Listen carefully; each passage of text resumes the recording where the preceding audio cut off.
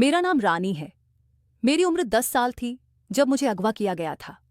मैं बहुत अच्छे घर से ताल्लुक रखती थी। मेरे मम्मी पापा मुझसे बहुत प्यार करते थे। हम अपने मम्मी पापा के 3 बहन भाई थे। मुझसे बड़ी एक बहन और मुझसे छोटा एक भाई। मेरी जिंदगी बहुत अच्छी थी।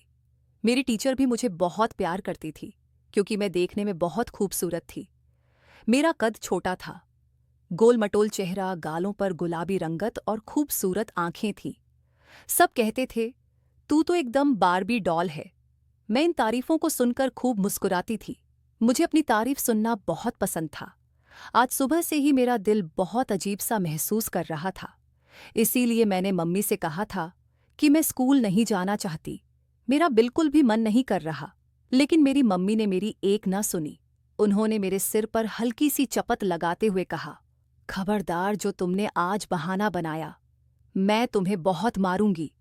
जल्दी से तैयार हो जाओ। तुम्हारे पापा तुम लोगों को स्कूल छोड़ने जाएंगे। जल्दी करो। यह कहकर वह कमरे से चली गई। मेरी दीदी और मेरा छोटा भाई तो फौरन तैयार होने के लिए खड़े हो गए थे। लेकिन आज मेरा बिल्कुल मन नहीं कर रहा था स्कूल जाने का, वरना मैं बहुत अच्छी स्टूडेंट थी। हमेशा वक्त पर स्कूल जाती थी और अपना काम भी समय पर करती थी। लेकिन आज मुझे बहुत घबराहट हो रही थी। ऐसा लग रहा था जैसे कुछ बुरा होने वाला है। मगर मेरी मम्मी मेरी बात सुनने को तैयार ही नहीं थी। मैं भी खड़ी हो गई। स्कूल तो जाना ही था। आज मेरा टेस्ट भी था। देती तो मेरे फाइनल एग्जाम में अच्छे नंबर नहीं आते। इसीलिए मैं फौरन खड़ी हो गई और बाथरूम की तरफ बढ़ गई। मम्मी ने मेरी यूनिफॉर्म पहले ही बाथरूम में लटका दी थी। बाथरूम में जाकर मैंने शावर लिया और कपड़े बदलकर बाहर आ गई। स्कूल यूनिफॉर्म में भी मैं बहुत प्यारी लगती थी।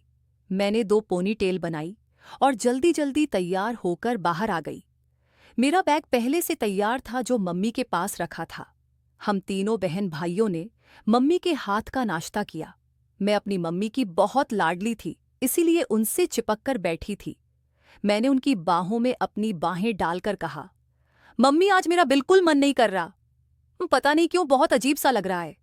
आज मैं छुट्टी कर लूं, फिर कभी चली जाऊंगी। लेकिन मम्मी ने सिर हिलाकर मना करते हुए कहा, नहीं मेरी लाडो, आज तुम्हारा टेस्ट है। तुमने इतनी मेहनत की है। अगर आज के टेस्ट में पास नहीं हुई तो फाइनल एग्जाम में क्या करोगी? उनकी बात भी बिल्कुल सही थी। इसीलिए मैं चुप हो गई। मैंने अपने आप को काबू किया और मम्मी के गाल पर प्यार करके जल्दी से घर से निकल गई। वह हमें दरवाजे तक छोड़ने आई। हम स्कूल की तरफ रवाना हो गए। आमतौर पर पापा हमें स्कूल छोड़ने जाते थे, लेकिन आज उन्हें ऑफिस जल्दी जाना था। इसीलिए मैं, दीदी और मेरा छोटा भाई तीनों ही पैदल जा रहे थे। मगर अचानक रास्ते में एक गाड़ी हमारे आगे रुक गई। हम तीनों घबरा गए कि यह लोग कौन हैं। तभी उस गाड़ी में से 2 मोटे ताजे आदमी बाहर निकले और उन्होंने दीदी और मेरे छोटे भाई को छोड़कर सिर्फ मुझे पकड़ लिया। मुझे घसीटकर गाड़ी में डाल दिया। मैं रोती जा रही थी, चिल्ला रही थी, मुझे छोड़ दो, मुझे छोड़ दो। लेकिन उन लोगों को मेरे हाल पर जरा भी रहम नहीं आ रहा था। उन्होंने मुझे पटकने के अंदाज में गाड़ी में डाला और तेजी से गाड़ी भगा ले गए। मेरी दीदी और छोटा भाई उनके पीछे बहुत दूर तक दौड़ते रहे। वे चिल्लाते रहे, हमारी बहन को छोड़ दो, वह मासूम है, उसने कुछ नहीं किया। मगर वे लोग ना रुके, नहीं रुकने वाले थे। मैं गाड़ी के अंदर खूब हाथ पैर चला रही थी, उनसे गुहार लगा रही थी कि मुझे जाने दें। लेकिन फिर भी उन लोगों को मुझ पर जरा भी दया नहीं आई। मेरे ज्यादा शोर करने से बाहर मौजूद लोगों को शक हो सकता था। इसलिए गाड़ी चला रहा ड्राइवर गुस्से से बोला, इस लड़की के मुंह पर रुमाल रख। चीख चीख कर कान फाड़ दिए हैं। अगर बाहर वालों को जरा भी भनक पड़ गई तो हमारे लिए मुसीबत हो जाएगी। मैं उसकी बात सुनकर और जोर से चीखने वाली थी, लेकिन तभी बगल में बैठे आदमी ने मेरे मुंह पर रुमाल रख दिया। मैंने अपनी सांस रोकने की कोशिश की। मैं बहुत होशियार बच्ची थी, लेकिन मेरा सांस रोकना भी काम नहीं आया। उस रुमाल में बहुत सारा क्लोरोफॉर्म था, जिसके कारण मैं तुरंत बेहोश होकर उनकी बाहों में ही ढेर हो गई। मेरी आंख रात के वक्त खुली। मुझे बहुत शोर सुनाई दे रहा था, गानों की आवाज, ढोल की थाप, मर्दों की हंसी। मैं फौरन उठकर बैठ गई। मैं किसी कमरे में थी, एक छोटे से बिस्तर पर लेटी हुई। चारों तरफ रंग बिरंगे पर्दे लगे थे, जगह जगह घुंघरू टंगे थे, मेकअप का सामान रखा था और शराब की बोतलें भी थीं। मेरा दिमाग काम करना बंद कर चुका था। मैं कहाँ थी? मुझे कुछ समझ नहीं आ रहा था। मैं अभी तक अपनी स्कूल यूनिफॉर्म में ही थी। मैं फौरन अपनी जगह से खड़ी हुई। मेरा इरादा दरवाज़ा पीटने का था, लेकिन मैं रुक गई। बाहर से मर्दों की आवाज़ें आ रही थीं, यानी मैं किसी गलत जगह पर पहुंच गई थी। मेरा दिमाग तेजी से काम करने लगा। मैं बहुत सावधानी से खिड़की के पास गई और पर्दा हटाकर बाहर झांका। लेकिन जो मैंने देखा उससे मेरे पैरों तले जमीन खिसक गई। मैं 10 साल की थी, कोई छोटी बच्ची नहीं थी। मैंने अक्सर टीवी ड्रामों में ऐसे दृश्य देखे थे जहां कोठे का मंजर दिखाया जाता था, यानी मैं किसी गलत जगह पर आ चुकी थी। मेरी आंखों से लगातार आंसू बह रहे थे। मुझे मेरी माँ बहुत याद आ रही थी। मैंने उन्हें कहा था कि आज मुझे स्कूल नहीं जाना, लेकिन उन्होंने मेरी एक ना सुनी थी और मुझे जबरदस्ती स्कूल भेज दिया था। इसका नतीजा ये हुआ कि आज मैं एक कोठे पर थी। मेरा दिल बहुत घबराया हुआ था। मैं मन ही मन दुआ कर रही थी कि मेरे मम्मी पापा कहीं से मुझे बचाने आ जाएं, पुलिस यहां पहुंच जाए और मुझे यहां से निकाल ले। लेकिन शायद अब यह सब मेरे नसीब में नहीं था। मेरा नसीब जैसे काला पड़ चुका था। मैं चुपचाप बिस्तर पर बैठ गई और दुआ करने लगी, ऊपर वाले मुझे बचा ले। मैं यहां नहीं रहना चाहती, मुझे पढ़ाई करनी है। मेरी जिंदगी को बर्बाद होने से बचा ले। लेकिन शायद अब मेरी दुआएं कबूल नहीं होनी थी। वक्त गुजरता जा रहा था और मैं रोते रोते कब गहरी नींद में चली गई, मुझे पता ही नहीं चला। अगली सुबह कोई मेरे सिर के पास खड़ा मुझे झकझोर रहा था। मैंने धीरे धीरे आंखें खोली तो सामने एक औरत खड़ी थी जिसने चमकीले कपड़े पहने थे। वह मुझे घूर रही थी। मैं डर कर फौरन उठ बैठी। वह मुझे देखते हुए बोली, ए छोरी बाहर आ, तारामती ने तुझे याद किया है। मैं दिल ही दिल में सोच रही थी कि यह तारामती कौन है। उसने मेरा हाथ पकड़कर मुझे घसीटना शुरू किया। मैंने तुरंत कहा, मुझे मुंह धोने दो, वो अभी अभी उठी हूं। मेरी बात सुनकर उसने हंसी मारी और मेरा चेहरा अपने हाथों में पकड़ते हुए बोली, ए लड़की, तेरा चेहरा तो बहुत खूबसूरत है, इसे धोने की जरूरत नहीं। चल, तारामती का हुक्म है कि तुझे जल्दी बाहर लाऊं। वह बहुत गंदी भाषा में बोल रही थी। मुझे उस औरत से बहुत तकलीफ हो रही थी, लेकिन मैं कुछ बोल नहीं सकती थी। उसने अपने चेहरे पर मेकअप की कई परतें चढ़ा रखी थीं और भारी भरकम कपड़े पहने थे। उसे लगता था कि वह खूबसूरत लग रही है, लेकिन मुझे वह बहुत बदसूरत दिख रही थी। वह मुझे घसीटकर बाहर लाई और तारामती के कदमों में फेंकते हुए बोली, बाई, यह वही लड़की है जो कल राकेश ने भेजी थी। मैंने सिर उठाकर देखा। एक तख्त लगा था जिस पर एक औरत बैठी थी। वह काफी मोटी ताजी थी। उसने बहुत ही घटिया कपड़े पहने थे जिन्हें देखकर मेरी नजरें झुक गईं। उसने साड़ी पहनी थी, लेकिन इस तरह कि उसका सारा शरीर दिख रहा था। वह मेरा चेहरा छूते हुए बोली, छोरी, तू बहुत खूबसूरत है, इससे तो मैं खूब कमाऊंगी। यह कहकर उसने ठहाका लगाया। मुझे बहुत डर लग रहा था। मैंने उसके सामने हाथ जोड़कर कहा, मुझे मेरे मम्मी पापा के पास जाना है, मुझे स्कूल जाना है, मुझे यहाँ नहीं रहना, मुझे छोड़ दें। आप लोग कौन हैं? ये गंदी जगह है। मैं और कुछ कहती, उससे पहले ही तारामती ने मेरे मुंह पर जोर से थप्पड़ मारा और मेरा चेहरा अपनी मुट्ठी में दबोचकर बोली, है छोरी, मेरी रोजी रोटी को अगर तूने गंदा कहा तो मैं यहीं तेरी कब्र बना दूंगी। अपनी जुबान बंद रख, मेरे सामने कोई बकवास नहीं करेगा। मेरे पैर दबा। फिर सोचती हूं, तेरा क्या करना है? मैं रोते हुए अपनी जगह से खड़ी हुई। उसके हाथ की उंगलियां मेरे गाल पर छप गई थीं। मेरी आंखों से आंसू बह रहे थे, लेकिन मैं बहुत बेबस थी। मैं इन लोगों के रहमो क्रम पर थी। मैं चुपचाप उसके पैर दबाने लगी। तारामती मुझे ही घूर रही थी। मेरी आंखों से टप टप आंसू गिर रहे थे। थोड़ी देर बाद तारामती ने मुझे जोर से लात मारी और गुस्से से चिल्लाई, मैंने तेरे साथ ऐसा क्या कर दिया जो तू इतने आंसू बहा रही है? चुप हो जा। ए रेशमा, इसके लिए नाश्ता बना। तारामती के पास ही एक खूबसूरत लड़की खड़ी थी। उसने भी चमकीले कपड़े पहने थे। यहां मौजूद लगभग हर कोई ऐसे ही चटकीले कपड़ों में था, लेकिन मुझे इन कपड़ों से घिन आ रही थी। रेशमा तुरंत तारामती के हुक्म पर किचन में चली गई। मैं नीचे बैठी बहुत उदास थी। मैंने अपने आंसुओं पर काबू कर लिया था, क्योंकि मेरी दादी माँ अक्सर कहती थी कि जो लोग रोते हैं वे कमज़ोर कहलाते हैं। यह दुनिया इतनी जालिम है कि रोने वाले को और रुलाती है, इसलिए कभी भी किसी के सामने रोकर अपनी कमज़ोरी जाहिर नहीं करनी चाहिए। मैंने अपने आप को संभाल लिया था, लेकिन कुर्सी पर बैठी तारामती मुझसे ज्यादा तजुर्बेकार और होशियार थी। थोड़ी देर बाद मेरे सामने खाना रख दिया गया। मैंने तारामती की तरफ देखते हुए धीमी आवाज में कहा, बाई, मैंने मुंह नहीं धोया, ब्रश नहीं किया, क्या मैं बाथरूम चली जाऊं? तारामती मेरी बात पर जोर से हंसी और सिर हिलाते हुए बोली, ए रेशमा, इसे ले जाकर इसका नाजुकपन जरा दूर कर। मैं हैरान थी कि यह क्या बातें कर रही हैं। रेशमा के होठों पर मुस्कान आ गई थी और वह मेरा हाथ पकड़ने लगी। मैंने फौरन अपना हाथ पीछे खींच लिया और तारामती की तरफ देखते हुए बोली, जैसा आप कहेंगी वैसा ही होगा, मैं ऐसे ही नाश्ता कर लूंगी। तारामती मेरी बात पर जोर से हंसी और सिर हिलाकर सीधी होकर बैठ गई। अब वह रेशमा की तरफ मुड़कर न जाने कौन कौन सी बातें पूछ रही थी जो मुझे बिल्कुल समझ नहीं आ रही थी। मेरे लिए नाश्ते में एक पराठा और चाय लाई गई थी। नाश्ता करने के बाद मैं वह सामान उठाकर किचन की तरफ जाने लगी। तभी तारामती ने मेरा हाथ पकड़ लिया और रेशमा को आवाज देकर सामान उठाने को कहा। मुझे अपने पास बिठाते हुए वह बोली, तू अभी बालिग नहीं हुई, वरना मैं तुझे अभी कोठे पर बिठाकर अपना धंधा चमका लेती। लेकिन तू भविष्य में मेरे लिए बहुत कमाई करेगी, इसीलिए मैं तुझे 16 साल तक कुछ नहीं होने दूंगी।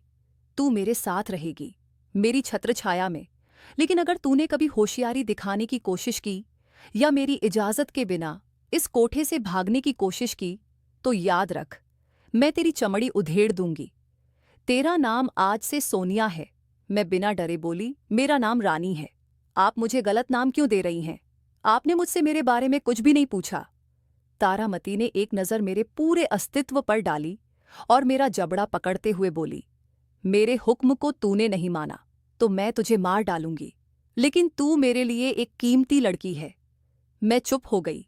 मैं अपना दिमाग लगा रही थी, लेकिन साथ ही ऊपर वाले से दुआ भी कर रही थी कि ऐसा वक्त आने से पहले मेरी जिंदगी में कुछ ऐसा हो जाए कि मैं इस कोठे से निकल जाऊं। यहाँ की हर लड़की ने अपनी जिंदगी से समझौता कर लिया था, लेकिन मैं अपनी जिंदगी से किसी कीमत पर समझौता नहीं करना चाहती थी। आज सुबह भी मैं बहुत रोई थी, ऊपर वाले से दुआ मांगी थी कि मुझे यहाँ से निकाल दे। कहते हैं ना कि कुछ दुआएं इतनी ताकत रखती हैं कि वे तुरंत पूरी हो जाती हैं। वक्त गुजरता जा रहा था और मैं 16 साल की हो गई थी। आज एक बड़ी महफिल सजाई गई थी, क्योंकि मेरी बोली लगनी थी। तारामती ने बताया था कि मुझे एक तख्त पर खड़ा किया जाएगा और कई मर्द आएंगे। इसके बाद मेरी बोली लगेगी।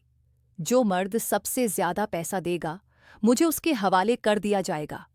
अब उसकी मर्जी होगी कि वह मुझे अपने साथ ले जाए या इस्तेमाल करके यहीं छोड़ दे। अगर वह मुझे अपने साथ ले गया तो मुझे इस कोठे से आज़ादी मिल जाएगी, लेकिन अगर उसने मुझे इस्तेमाल करके छोड़ दिया तो मेरी जिंदगी बर्बाद हो जाएगी, क्योंकि फिर हर रात मेरे पास कोई नया मर्द आएगा और मैं उस मर्द के हवाले कर दी जाऊंगी जिसने मुझे खरीदा होगा। मेरी आंखें बंद थीं, मेरे होंठ कांप रहे थे। तारामती की लड़कियों ने मुझे तैयार कर दिया था। मेरा दिल फटने के कगार पर था। मेरे ऊपर कैसा वक्त आ गया था। मैं हमेशा अपने मम्मी पापा की लाडली रही थी और आज एक तवायफ बनने जा रही थी। मेरे लिए यह पल बहुत तकलीफदेह था। मेरी आंखों से आंसू लगातार बह रहे थे। सुबह से ही मेरा हाल बेहाल था। रोने की वजह से मुझे बुखार हो गया था। मुझे सबसे पहले नाचना था, इसके बाद ही मेरी बोली लगनी थी, ताकि लोग मुझे आसानी से खरीद सके। महफिल सजाई जा रही थी, हर चीज की तैयारियां हो रही थी। आज पहली बार मैंने तारामती की आंखों में आंसू देखे। मैं हैरान थी, लेकिन चुप रही। मुझे पता था कि वह मुझसे बहुत प्यार करती थी। उन्होंने अपनी लड़कियों में अगर किसी को सबसे ज्यादा अहमियत दी थी तो वह मैं थी। लेकिन आज मैं तारामती के पास नहीं गई और ना ही उनसे कोई बात की। अगर उन्हें मुझसे इतना प्यार था तो वे कभी मेरी बोली ना लगवाती और ना ही मुझे यह काम करने देती। हाँ, मुझे तारामती से एक उम्मीद थी, क्योंकि वे मेरे लिए माँ की तरह थी। लेकिन आज मुझे उनके अस्तित्व से बहुत नफरत हो रही थी। शाम ढलते ही मर्द आने शुरू हो गए। हर तरफ खुशबू फैल रही थी। शराब की बोतलें बाहर निकल आई थी। म्यूजिक सिस्टम भी लगा दिया गया था। हवेली के दरवाजे बंद हो गए थे। अब मुझे महफिल में चार चांद लगाने के लिए जाना था। मेरा दिल ढोल की तरह मेरे कानों में बज रहा था। मेरी आंखें धुंधला रही थीं। मेरे चेहरे पर घूंघट डाल दिया गया था। मुझे अपना घूंघट एक अदा से हटाना था, लेकिन उससे पहले मुझे मर्दों को अपने चेहरे का दीदार कराने के लिए ललचाना था। वक्त धीरे धीरे गुजर रहा था और तारामती मेरे नाम का कसीदा पढ़ रही थी। थोड़ी देर बाद मुझे महफिल में आने की दावत दी गई। मैं धीरे धीरे कदम उठाते हुए सभी मर्दों के बीच पहुंच गई। मेरी आंखों में आंसू थे, चेहरे पर उदासी थी, लेकिन होठों पर मुस्कान थी। मैं जानती थी कि यह पल हर लड़की की जिंदगी में आता है, लेकिन यह पल हर लड़की को बर्बाद करने के लिए काफी होता है। मैंने म्यूजिक की ताल पर अपनी कमर लचकाई। मुझे ऐसा कपड़ा दिया गया था जिससे मेरी कमर उजागर हो रही थी। मुझे बहुत शर्मिंदगी महसूस हो रही थी, लेकिन मैं तारामती के सामने पूरी तरह बेबस थी। मेरे पैरों में घुंघरू बंधे थे, जो मेरी हर हलचल पर उस हॉल में हलचल पैदा कर रहे थे। मेरी हर लचक पर मर्दों की आवाजें गूंज रही थीं। सभी की तरफ से दबाव बढ़ रहा था कि मैं घूंघट हटाऊं, लेकिन मैंने ठान लिया था कि मैं तब तक घूंघट नहीं हटाऊंगी जब तक मैं यहां सहज महसूस ना करूं। वक्त गुजरता जा रहा था और मैंने वहां मौजूद हर किसी की दिलचस्पी बढ़ा दी थी। काफी देर बाद जब आखिरी पल बाकी रह गए थे, तब तारामती की तरफ से आवाज आई, ए छोरी, घूंघट हटाओ। मैंने ऊपर वाले का नाम लिया और एक अदा से अपना घूंघट हटा दिया, बल्कि मैंने चूड़ी ही दूर फेंक दी। मेरा यह करना था कि सभी मर्द हद से ज्यादा पागल हो गए और दीवाने होकर मेरी तरफ लपकने की कोशिश करने लगे। लेकिन तारामती ने सबको पहले ही समझा दिया था कि कोई इस लड़की को हाथ नहीं लगाएगा जब तक उसकी बोली नहीं लग जाती। मेरा हुस्न देखकर सभी की आंखें फटी की फटी रह गई थी। मैंने अब अपने नाच का समापन कर दिया और झुककर अपनी तारीफें स्वीकार की। फिर सीधे अपने कमरे में चली गई। कमरे में आते ही मैं घुटनों के बल जमीन पर गिर पड़ी। मेरा दम निकलने की कगार पर था। मैंने कभी नहीं सोचा था कि मुझे ऐसी जिंदगी जीनी पड़ेगी जिसमें सिर्फ और सिर्फ जुल्म होगा। आज जो कुछ मैंने सहा उसे शब्दों में बयान नहीं कर सकती थी। मेरी हालत ऐसी थी जैसे कोई इंसान मौत मांग रहा हो, लेकिन उसे मौत ना मिल रही हो। मैं चीख चीख कर रोई। मेरी आंखों से आंसू बह रहे थे। मेरे होठों से तारामती और इस कोठे के लिए बद्दुआएं निकल रही थी। लेकिन शायद यह सब मेरी बेवकूफ़ी थी, क्योंकि मुझे पता था कि एक ना एक दिन मेरे साथ यह सब होना ही था। यहाँ मौजूद कोई भी लड़की, चाहे वह तारामती के दिल के कितनी ही करीब क्यों ना हो, उसके साथ यह सब होकर ही रहता है। लेकिन वह रात मेरे लिए बहुत यातनादायक थी। अगली सुबह जब मैं जागी तो मेरा सिर बुरी तरह दर्द कर रहा था। देर रात तक जागने की वजह से मेरी हालत बहुत खराब हो गई थी। मेरे पास ही मेरी सहेलियां बैठी थीं। वे मेरे सिर पर ठंडी पट्टी रख रही थी। थोड़ी देर बाद मेरी आंखें खुली तो तारामती भी कमरे में मौजूद थी। वे मुझे परेशान निगाहों से देख रही थी। वे मेरे पास आई और मेरा सिर सहलाते हुए बोली, "हे मेरी रानी, क्या हुआ? तू तो बीमार हो गई।" उन्होंने इशारे से सभी लड़कियों को कमरे से बाहर भेज दिया। मैं उनका मुंह फेरे बैठी थी। मैं उनकी तरफ देखना भी नहीं चाहती थी। जब उन्हें मुझ पर जरा भी रहम नहीं आया था तो मैं उनसे बात क्यों करती? वे मुझे देखते हुए बहुत लाड़ भरे लहजे में बोली, "मैं जानती हूं मेरी लाडो बहुत संवेदनशील है। कल की घटनाओं से डर गई है, इसीलिए सारी रात रोती रही। तेरी आवाज मुझे सुनाई दी थी। मैं तेरे पास आना चाहती थी, लेकिन बेबस थी। वहां सब चीजें मुझे संभालनी थीं। बड़ा कार्यक्रम आयोजित किया गया था। तेरी वजह से कल मैंने तेरी बोली नहीं लगवाई, वरना आम तौर पर जो लड़की नाच करती है उसी की बोली लगाई जाती है और उसी रात उसे किसी मर्द के हवाले कर दिया जाता है। मगर तू मेरे लिए बहुत कीमती है, इसीलिए मैंने सोचा है कि तू सिर्फ नाच करेगी ना, मैं तेरी बोली लगाऊंगी, ना ही तुझे किसी मर्द के हवाले करूंगी, चाहे लोग तुझे कितनी ही लालची नजरों से देखें। मैं हैरान होकर तारामती को देख रही थी। मुझे यकीन नहीं हो रहा था कि तारामती मेरे साथ इतना अच्छा कर सकती है। मैं उनकी तरफ देखते हुए बोली, नहीं, आप झूठ बोल रही हैं। आप जरूर मेरे साथ ऐसा करेंगी। आपने हमेशा ऐसा ही किया है। वे मेरे बाल सहलाते हुए बोली, तू ही एक ऐसी लड़की है जिसे मैंने अपनी बेटी माना है। कोई माँ अपनी बेटी को तवायफ नहीं बनाती, लेकिन तू रक्सिया जरूर बनेगी। अगर मैं ऐसा नहीं करूंगी तो मेरे कोठे की बाकी लड़कियों के साथ अन्याय हो जाएगा। मैंने तुझ पर बहुत पैसा लगाया है। देख सोनिया, मुझे तेरी तरफ से अब कोई शिकायत नहीं चाहिए, और अगर मुझे पता चला कि तू रोई है तो मैं तुझे कभी माफ नहीं करूंगी, बल्कि तुझे तवायफ बना दूंगी। उनकी बात सुनकर मैं तुरंत उठकर बैठ गई और उन्हें गले लगाते हुए बोली, तारामती, आप बहुत अच्छी हैं।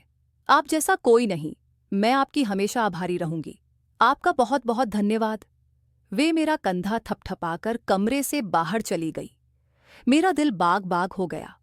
मुझे यकीन नहीं हो रहा था कि मैं इतनी आसानी से, इतनी बड़ी मुश्किल से बाहर निकल आई हूं। लेकिन मुझे यह नहीं पता था कि तारामती ने मेरे लिए यह तो कर दिया, मगर वे अपने लालची स्वभाव को कभी नहीं भूल सकती थी। हाँ, वे मुझसे प्यार करती थीं, ये बात सच थी। मुझे यह भी पता था कि उनकी मोहब्बत में मेरे लिए कोई मिलावट नहीं थी। लेकिन दौलत एक ऐसी चीज है जो इंसान को बर्बाद कर देती है, और यही तारामती के साथ होने वाला था, और वे मुझे बर्बाद करने वाली थी। वक्त गुजरता जा रहा था और मैं हर रोज महफिल सजाकर नाच करती थी। अब मुझे शर्मिंदगी नहीं होती थी, क्योंकि मुझे पता था कि ना मेरी बोली लगाई जाएगी, ना मुझे कोई खरीद कर ले जाएगा। बस मुझे नाचना है और इन सब का दिल लुभाना है। वक्त गुजरता गया और मेरी उम्र 22 साल हो गई थी। मैं एक बहुत बड़ी रक्सिया बन गई थी। दूर दराज से लोग मेरा नाच देखने आते थे। मेरी बहुत कीमत लगाई जाती थी। तारामती मेरे नाच से ही इतना कमा लेती थी कि उन्हें मेरी बोली लगवाने की जरूरत ही नहीं थी। वैसे भी मेरा हुस्न उन्हें चाहिए था। अगर वे मुझे किसी मर्द के हवाले करती तो वह मर्द मेरा हुस्न खराब कर देता। वक्त गुजरता जा रहा था। आज सुबह से ही मेरा दिल अजीब सा महसूस कर रहा था। मैंने यह बात तारामती को भी बताई थी, लेकिन वे अपने पैसे कमाने में व्यस्त थीं। उन्होंने कहा, देख सोनिया, मुझे तेरी तरफ से कोई बहाना नहीं चाहिए। आज तुझे नाचना है। बड़ी बड़ी हस्तियां आएंगी। अगर तेरी तरफ से मुझे कोई शिकायत मिली तो मुझसे बुरा कोई नहीं होगा। ना जाने क्यों मुझे ऐसा लग रहा था जैसे आज कुछ होगा, कुछ अजीब, बहुत खतरनाक। लेकिन क्या ये मुझे नहीं पता था? मैं बचपन से ही थोड़ी अलग थी। जब भी मेरे साथ कुछ गलत होने वाला होता था या कुछ अच्छा होने वाला होता था, मुझे पहले से महसूस हो जाता था। आज भी मुझे ऐसा लग रहा था कि मेरे साथ कुछ होगा, कुछ अजीब या अच्छा, लेकिन क्या यह मैं नहीं जानती थी। वक्त का पहिया घूमता जा रहा था। रात को महफिल सजाई गई थी। इज्जतदार हस्तियां पहुंच गई थी। आज मैंने अपने सबसे अच्छे कपड़े पहने थे, पैरों में घुंघरू बांधे थे, चेहरे को मेकअप की कई परतों से सजाया था, बालों में गजरा लगाया था, हाथों में ढेर सारी चूड़ियां पहनी थी। मैं सहज होकर बाहर आई। तमाम मर्दों की निगाहें मेरे हुस्न पर केंद्रित थीं। उनकी गंदी नजरें मेरे जिस्म को भेद रही थीं, जो मुझे साफ महसूस हो रहा था। शुरुआत में मुझे यह सब बहुत अटपटा लगता था और इस काम को करते हुए मुझे घिन आती थी। लेकिन धीरे धीरे आदत पड़ गई थी, क्योंकि मुझे पता था कि रोने या तकलीफ में रहने से कोई फायदा नहीं। यही मेरी जिंदगी है और मुझे इसे स्वीकार करना ही होगा। मैं अपनी कमर को बहुत खूबसूरती से लचका रही थी, अपने पैरों को घुमाकर जमीन पर मार रही थी, जिससे माहौल में एक उत्तेजना पैदा हो रही थी। कई तरह की आवाजें मेरे कानों से टकरा रही थी। कुछ मुझे अच्छी लग रही थी तो कुछ इतनी वाहियात कि दिल चाहता था कि यह सब छोड़कर कहीं दूर चली जाऊं। मगर मैं बेहद बेबस थी। आज का नाच बहुत मायने रखता था, क्योंकि आज कोई साधारण आदमी नहीं आया था। तारामती के मुताबिक बहुत अमीर लोग आए थे। उन लोगों ने मुझ पर खूब पैसा लुटाया था, जो तारामती जमा करती जा रही थी। मगर इस दौरान मुझे एक बहुत अजीब सी नज़र अपने अस्तित्व पर महसूस हुई थी। मैंने नजरें उठाकर उस शख्स को तलाशने की कोशिश की, लेकिन वह मुझे कहीं दिखाई नहीं दिया। वक्त धीरे धीरे गुजरता जा रहा था। अचानक एक दिन तारामती मेरे पास आई और मुझे देखते हुए बहुत निर्दयता से बोली, तुम्हारा वक्त यहाँ खत्म हो गया है। आज तुम यहाँ से जा रही हो। मैं फटी फटी नजरों से तारामती को देख रही थी कि वे क्या कह रही हैं। मैं हैरान होकर बोली, आप झूठ बोल रही हैं? आप मेरे साथ ऐसा नहीं कर सकती। क्या आपने मुझे बेच दिया? मैं अविश्वास भरे लहजे में बोली, क्योंकि मुझे तारामती से ऐसी हरकत की बिल्कुल उम्मीद नहीं थी। मैं कुछ और कहती, उससे पहले ही एक आदमी मेरे कमरे में दाखिल हो गया। मैं जो तारामती की तरफ देख रही थी, तुरंत उस आदमी की ओर देखने लगी। वह आदमी बहुत हसीन था, दूध से भी ज्यादा गोरी रंगत, चौड़ा कद, कसा हुआ शरीर। वह पैंट शर्ट में किसी रियासत के शहजादे जैसा लग रहा था। वह कदम ब कदम मेरे करीब आया। तारामती के सामने ही उसने मेरा हाथ थाम लिया और मेरी आंखों में देखते हुए मोहब्बत से भरे लहजे में बोला, मैं आपका खरीदार हूं, लेकिन आपका आशिक भी हूं। मैं आपसे बहुत मोहब्बत करने लगा हूं। आपकी एक झलक ने मुझे आपका दीवाना बना दिया है। मैं आपके साथ अपनी सारी जिंदगी गुजारना चाहता हूं। क्या आप मुझसे शादी करेंगी? मैं आपको एक इज्जत भरी जिंदगी दूंगा। इस अंधेरे से निकालकर बहुत दूर ले जाऊंगा, जहां आपको कोई नहीं जानता होगा। मैं उस आदमी को हैरानी से देख रही थी। वह मुझसे बहुत लंबा था, मगर मेरे कदमों में बैठा हुआ था। क्या मुझे उसे हाँ बोल देना चाहिए था? मैं तो कब से यहां से निकलना चाहती थी। मैं इज्जत भरी जिंदगी जीना चाहती थी, अपने मम्मी पापा से मिलना चाहती थी। क्या मुझे उसका साथ स्वीकार कर लेना चाहिए था? मेरे दिमाग में कई सवाल उमड़ रहे थे। थक हार कर मैंने हाँ बोल दी, क्योंकि मैं वाकई एक इज्जत भरी जिंदगी चाहती थी। मैं एक अच्छे घराने से ताल्लुक रखती थी। मेरी बात सुनकर वह आदमी मुस्कुराया और तारामती की तरफ देखते हुए बोला, आपने कहा था कि यह राजी नहीं होंगी, मगर यह राजी हो गई है। अब यह मेरी है।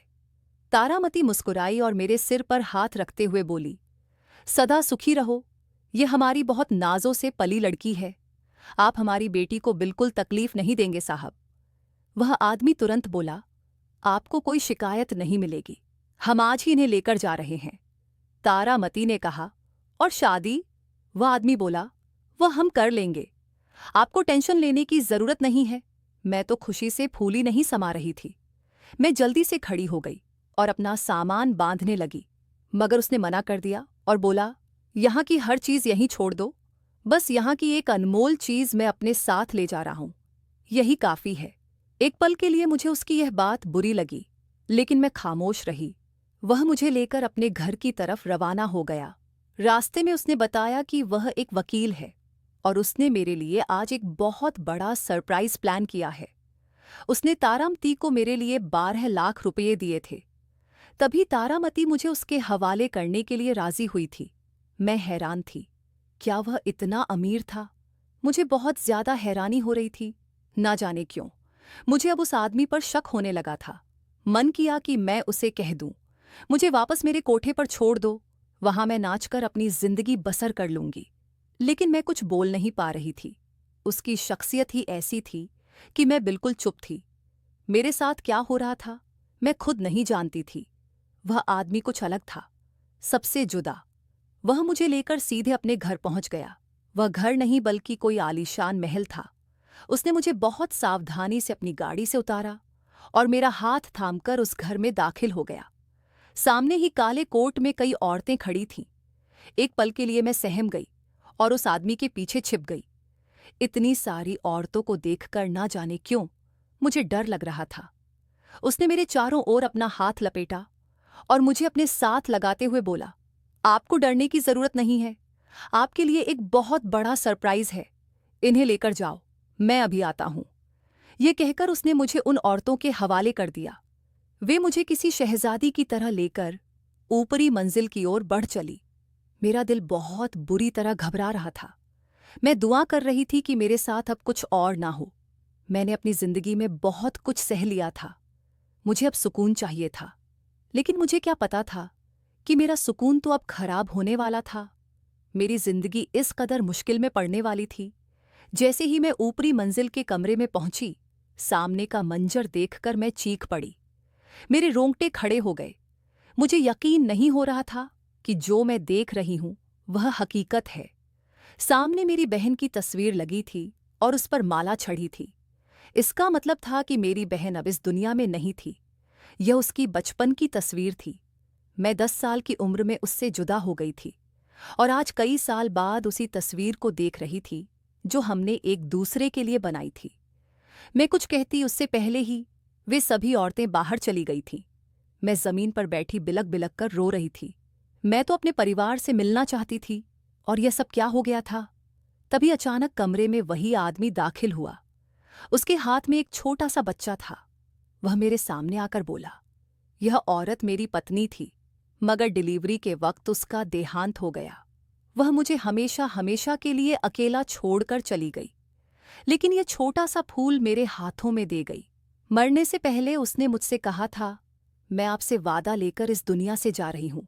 आप मेरी बहन को तलाश करेंगे और उसे एक अच्छी जिंदगी देंगे। मेरे बेटे की परवरिश मेरी बहन करेगी।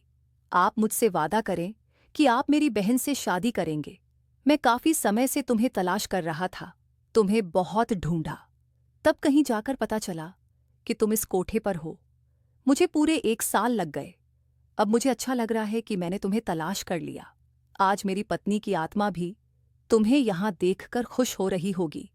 ये बात सुनकर मैंने उस बच्चे को अपनी गोद में लिया और उसे चूमने लगी। क्या वक्त इस तरह भी बदल सकता है?